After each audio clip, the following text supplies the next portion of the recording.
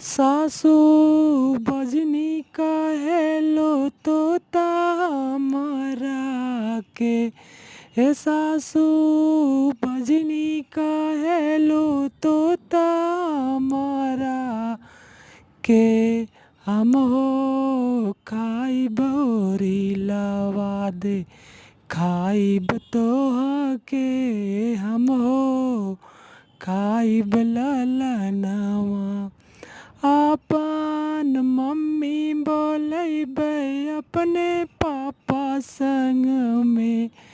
अपन मम्मी बोलैबै अपने पापा संग में।